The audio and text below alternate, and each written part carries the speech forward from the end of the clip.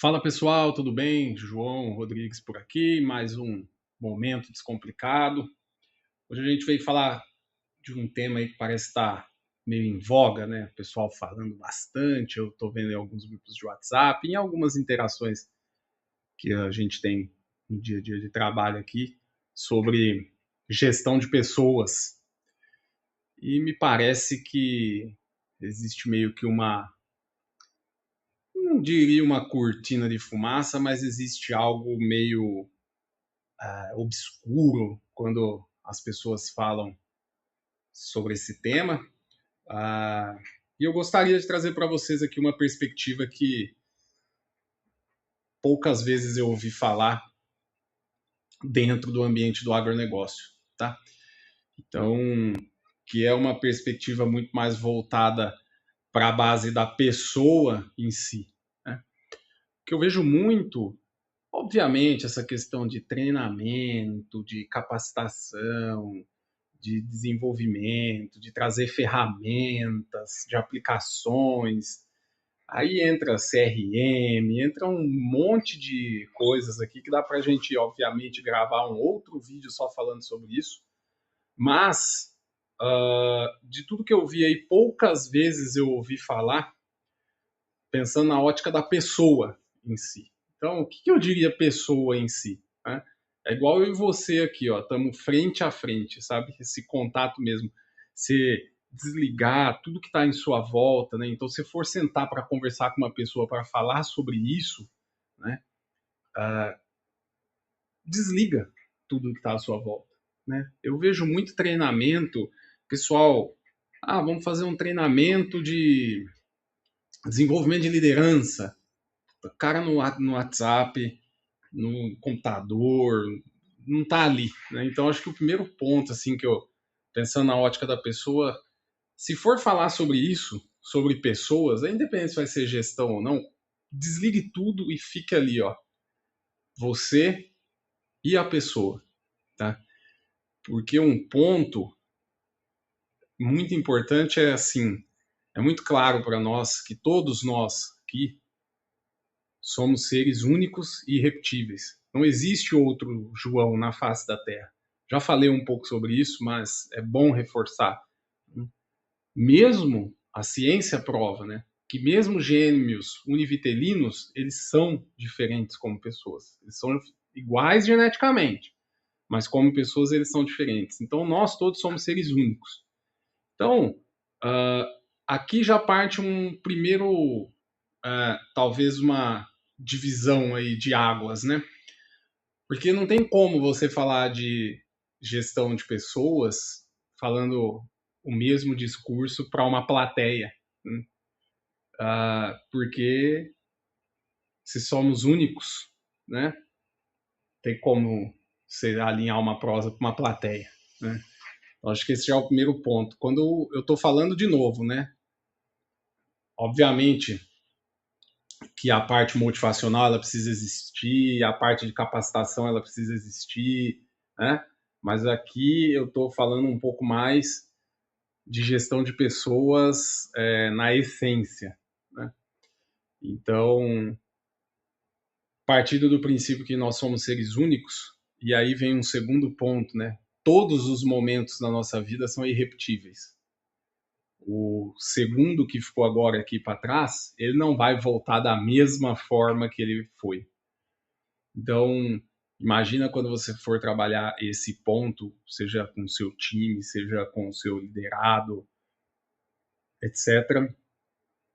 Pense na oportunidade que se tem naquele momento com aquela pessoa única e aquele momento que vai ser repetido. E aí eu colocaria mais um ponto nessa conversa aqui, que é a questão da responsabilidade, né? Felizmente eu até fiz algumas anotações aqui. A gente vive hoje um conceito muito voltado para o que a gente chama de pós-verdade, né? Então, essa pós-verdade, ela faz uma relativização, desculpa, dos fatos, né? Então, essa doutrina, né, ela é baseada em emoções e fatos. Então, como que eu posso exemplificar isso para vocês? Eu tenho 1,92 m e peso 100 quilos. Tá? Isso é uma verdade absoluta. Por quê? Porque existe uma unidade métrica e existe uma unidade peso, cuja qual eu me meço e me peso, e a gente tem essa verdade. Agora, o conceito da pós-verdade, ele traz o seguinte: eu posso me sentir com 1,60 m e tá tudo bem. E não é assim. Né? Então, acho que aí já começa a, a dar uma bagunçada na cabeça, voltado para essa parte de gestão de pessoas. Né? Então, por quê? Né? De novo, a pessoa ela vive uma liberdade. Todos nós vivemos uma liberdade. Mas, automaticamente, essa liberdade precisa vir atrelada a uma responsabilidade. Afinal, como dizia o Viktor Frankl, liberdade sem responsabilidade é libertinagem. Né? Então, diante disso, nós temos duas atitudes, né, que são possíveis de um ser humano.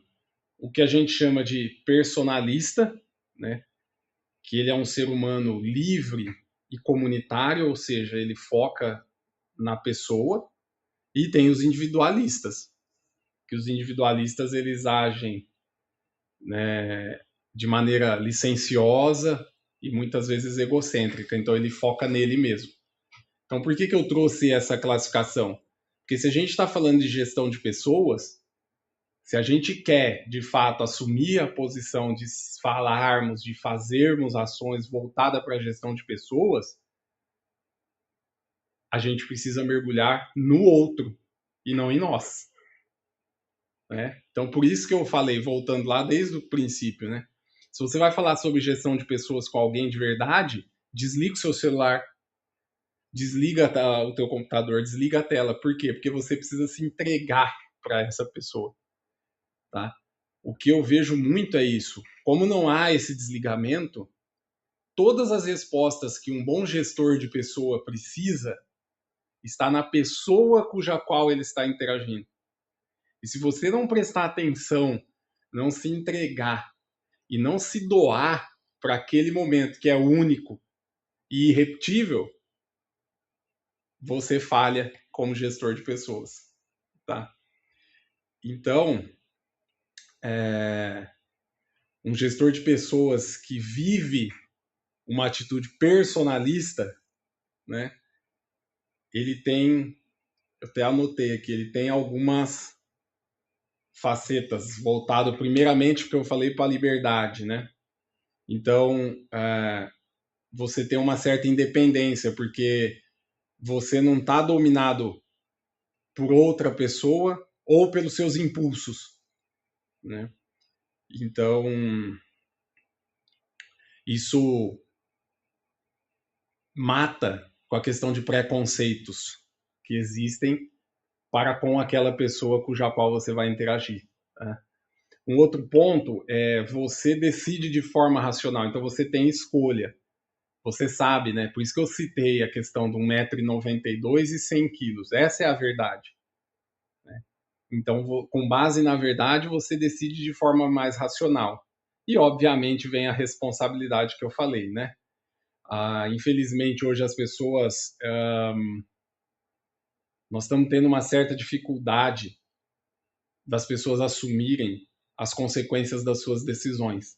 Porque não se cria esse ambiente de gestão de pessoas. Não se dá essa liberdade, né, para que as pessoas ajam em ambiente. Todo mundo, eu vejo muito falar esse discurso. Não, aqui nós temos mentes abertas. Mas eu já vi várias empresas que têm esse discurso, mas ao mesmo tempo tem uma cultura de zero erro. Então isso é uma coisa que não casa o enredo com a prosa. E aí se perde num ambiente em que está se pensando em desenvolver pessoas. Né? E do outro lado tem o senso de comunidade, né? Que vem muito ligado com a alteridade, né? Então, que a alteridade é um negócio muito bonito. Por quê? Porque eu reconheço no outro um complemento de mim. Se eu quisesse ter um time melhor, uma empresa melhor, uma fazenda melhor, não adianta contratar um monte de João igual a mim. Aonde que eu vou ganhar com isso? Né? Eu falei, essa semana a gente gravou um vídeo que está lá no Instagram, eu falei exatamente sobre isso. Né? Uma pessoa que questionou a gente com relação se a gente tinha vaca de leite. Né? Então, ou seja, olha a mentalidade dessa pessoa. O cara tem que ser igual a ele, só que ele vai ser 1 menos 1. Qual é o resultado? 0. Né? Então, ao invés do cara pensar assim, poxa, estou falando com duas pessoas que somado tem quase 40 anos de mercado. Qual será que foi a trajetória desses caras? Né? O que será que eles podem trazer? Por exemplo, o Wagner tem contato direto com a produção de leite em Israel. Nós dois conhecemos Estados Unidos, eu conheço boa parte da Europa, nós dois conhecemos boa parte da América Latina. E assim, em 40 anos, a gente evoluiu na produção de leite, evoluiu, mas não evoluiu de uma maneira que, se a gente não tiver vaca, como eu já tive na década de 2010, eu vou estar descredenciado a falar de vaca, entendeu? Então, faltou nesse caso, por exemplo, um pouco de alteridade, né? Depois vem a questão de cooperação, né?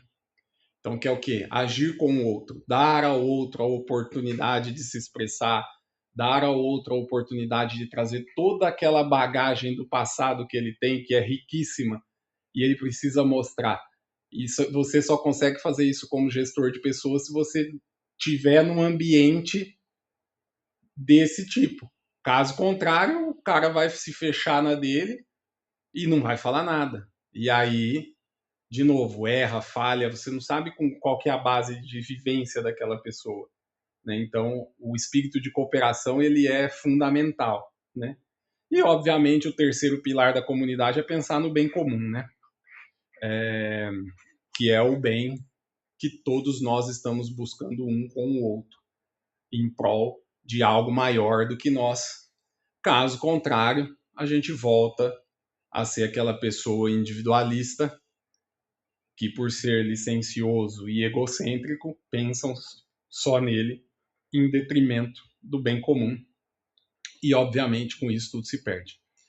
Tá? Então, acho que, em resumo, é isso. Acho que a gente vai trazer um pouco dessa questão de gestão de pessoas mais profunda, um pouco mais voltado para filosofia e psicologia, porque, de novo, treinamento, desenvolvimento, motivação são algo importante, mas se você verdadeiramente quer ser um gestor de pessoas, você precisa entender um pouco mais profundo como que funciona essa cachola aqui.